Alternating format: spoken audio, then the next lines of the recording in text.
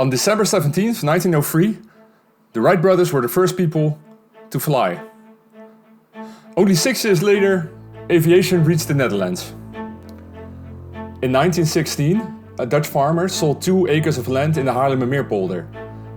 Little did he know that this little piece of land would turn in one of the busiest airports in the world.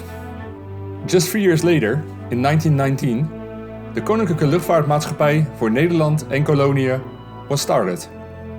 Today, this airliner is known as KLM. KLM is the first and oldest airliner in the world. But when these airlines started, their focus wasn't on passengers, it was on mail. See, mail contracts brought in way more profit than passengers. People often say the First World War was the great innovation period of aviation. But the period after the First World War was where aviation became modern. In large metal aircraft, mail was delivered from Europe to all corners of the globe. KLM started a 14-day mail service. You could write a letter and get response within 14 days. Previously, a cargo ship would take 3 weeks to even arrive in the Dutch East Indies if he was lucky. With this dramatic increase, the world got a lot smaller. This wasn't something solely happening in the Netherlands. The US Postal Service was spending vast money on faster aircraft. Cross-country races were organized to see which aircraft was the fastest. Dutch furniture company Pander saw a chance to get into this aviation market. They built the beautiful Pander S4 Postjager.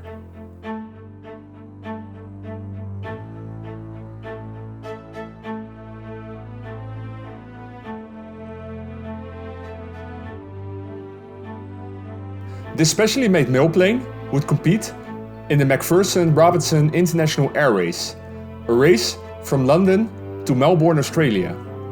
One of the other aircraft within the race would be the KLM DC-2 Uiver. The aviation career for Pander was sadly short-lived. In Allahabad, India, it collided with a cart on the runway. The airplane caught fire and got completely destroyed. The KLM DC-2, however, had more luck. The aircraft got lost in a thunderstorm somewhere over the town of Albury, Australia. The local ABC radio station put out a broadcast calling for residents to take their cars to the local racecourse. With the use of their headlights, they created a makeshift runway. Less than 2 hours later, with the help of the Albury community, the plane landed safely. The following day, it managed to take off and re-enter the race. With the large coverage of this event, a true Uiver mania started in the Netherlands, and KLM established themselves as one of the leading airliners in the world.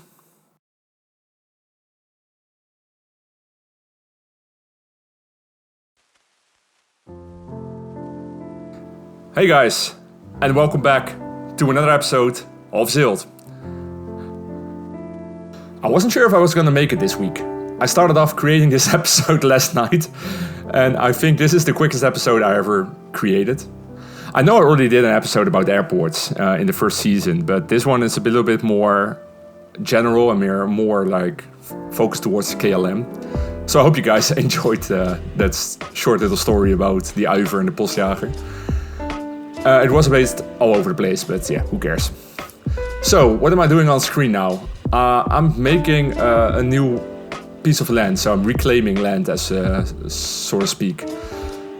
The way I do it is I'll take a road and I'll make a dike around the area I want to make a new polder, as we call it in Dutch. And I'll first try to get all the water out without making like huge tidal waves killing my city. So sometimes I'll just add the vanilla pumps in it to pump it empty, but this time I just kept it in a small opening, and then I'll just raise the land and it gets pushed out. Next up is making the general layout of the airfield, and the way I did it is I looked at historical photos from a Dutch archive I use a lot for this series. Back in the so-called interbellum in the 20s, the Dutch Air Force made like loads of aerial photos, really high-res glass negatives, of all important areas in the country. So that's often like fortified cities, fortresses, important dikes, airfields, harbors. And one of the airfields I came across was Haamstede Airfield, which is basically a grass field with a small terminal in the corner. But DC2s used to land there, so I guess it fits the build I'm doing right now. So on screen, I'm adding the vanilla runways and taxiways. I'm gonna replace these later with invisible ones, which I found on the workshop. I also add a really basic plane stand with any props. I was planning to do one plane stand. I didn't expect any planes to land so soon, but as you'll notice later, there's like a constant flow of aircraft coming in, which is great. So I added a second one, but I probably won't show that on screen because at some point it's just a real complicated mishmash of runways, taxiways, and etc, etc. Okay, so here you see me at the small roundabout with a bus service, so airplanes will spawn and people will have a way to get off the airfield towards the city. And then I'll start replacing them with the invisible taxiways and runways, as you see right now. And then I'll just wait for the plane to take off, which is on hold right now, to see if it actually works. I'll take my time. Yep, there it goes, and it works. So now I got a grass airfield, so I only have to hide the taxi stand, and I'll use some grass textures for it, the network ones. So now we have a grass airfield, which is great. Time for some detailing.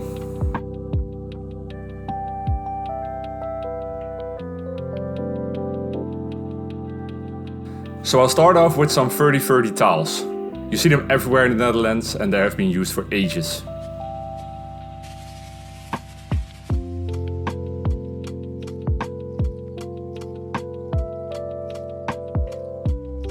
By the way, I know I mentioned this before, but the bus stop is really important. When you add some kind of public transport connection to your airport, more aircraft will land. So that's a small thing to keep in mind.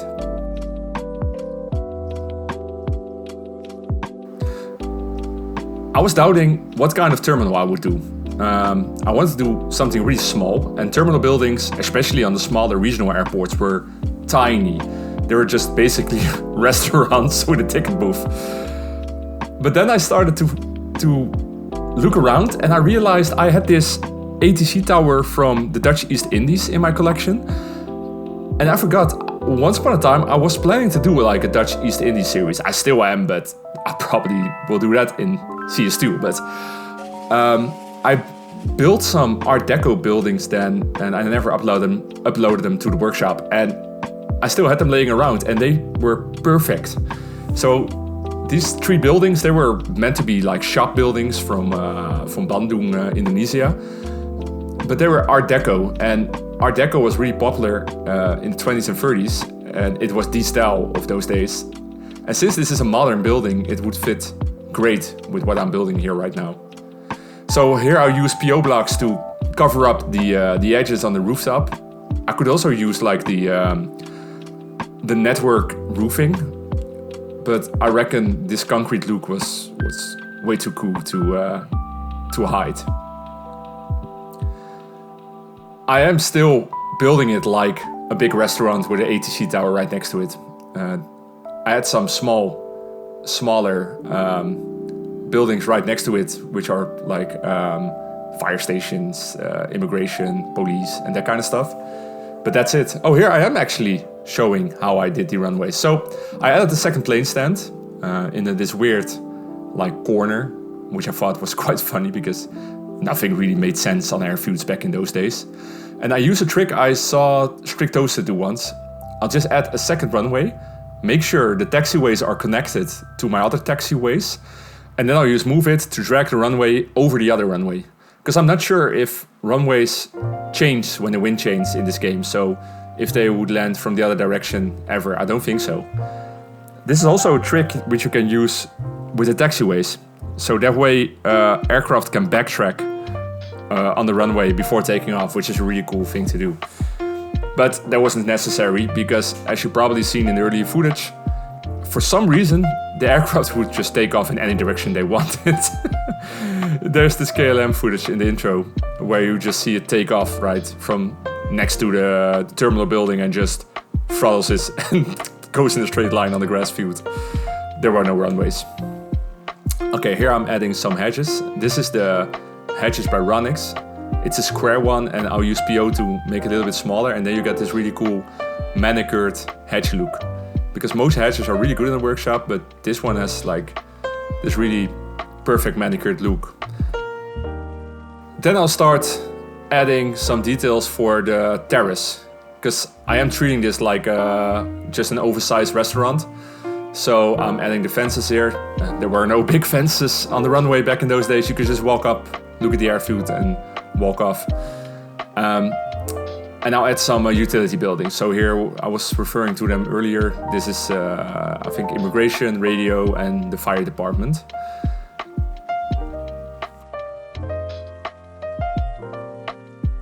While recording this, I realized the music I chose for this episode is very Christmassy.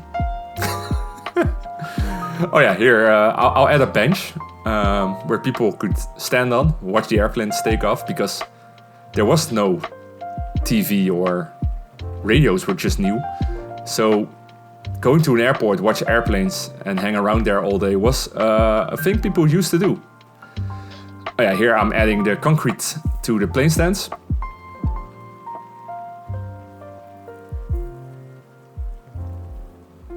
So again, as you noticed, there are no concrete runways or asphalt runways. It was all grass. And at some airfields, there would be some concrete slabs for where the aircraft would stand and park. I also noticed on some airfields, maybe they only did it so passengers wouldn't get dirty feet. I'm not sure, because I noticed on a lot of old pictures, you see the DC-2s standing in the grass, maybe because it's better for the suspension on a softer underground. I'm not sure. I am no expert on those on those things. Oh yeah, I'm adding some brick textures, and here we're gonna do some detailing on the fire department and the utility buildings.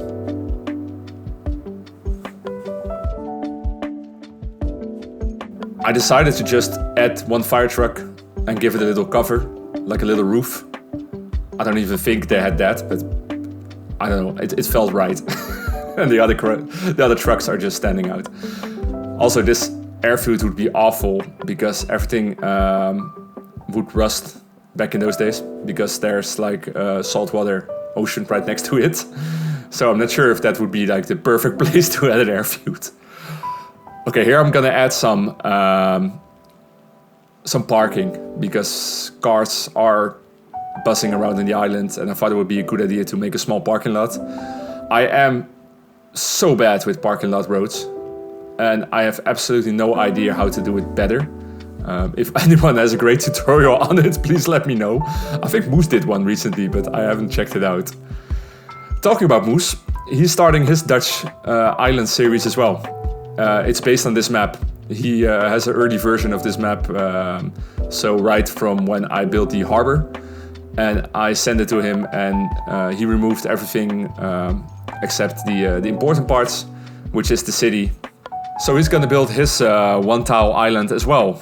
It's gonna be fun to see how his island evolves and how my island evolves. Talking about evolving, I'm planning to move on with this island soon, and I want to make it modern. So now it's 1930s, and my plan is to at some point switch to more present day, which I'm really looking forward to. So I'm gonna modernize everything, so I can make an actual modern airfield, and I can keep like parts from this island, but I can also replace them with more modern look. So yeah, that's gonna be fun. So just some more general detailing, as you see. I'm just adding these tanks. I'm not sure if they were for fuel or for the fire department. I'm not sure anymore. And add some lights. I always forget to add lights because I never look to my city in darkness. But for this episode, I had to turn the lights off real quick for that shot with the Uiver landing. And I realized everything was just pitch black. So I added some more lights, and here's some benches and some boxes. Then I added this hangar, which is an asset I got in a workshop. because I thought some aircraft will need maintenance, of course, and if a plane breaks down, it needs to be serviced here on the airfield. And the small shed right next to it is the mill station. Later on, I'll add an extra entrance towards the mill service and then just add some old airplanes here. Oh yeah, and of course the wind banner, very important. I wanted to do it on the roof at first, but then I thought I'll just put it on the airfield because it makes more sense, because I guess the pilots look at it. This is something I'm not sure. I saw it was a part of the A to C asset. I think it works the same as in shipping back in the days. Like when you put a black ball in the top of your mast, it means anchor, so I guess that might mean there would be no flying, and a red ball would mean flying that day, but I'm not sure. Here I'm adding an airplane that's being reviewed. I got this, I think these are Chinese police officer props, but they work fine as officers working on the airfield. And then just add some dirt decals, and I'll go to the bigger dirt decal, which is the best decal ever made for this game, period. 100%. There hasn't been a better decal than the one I'm adding right now.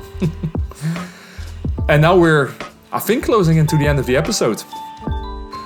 Which means I'm gonna say all the mandatory stuff. Which is like and subscribe, and I'm also on Patreon, of course, but seriously, if you could like and subscribe, it would be really helping me out a lot. It gets me into the algorithm a bit more, and people will see the videos, and yeah, it's fun for me, fun for those people. Anyways, guys, thank you all for watching, and I'll see you in the next one. This was Jass. Bye!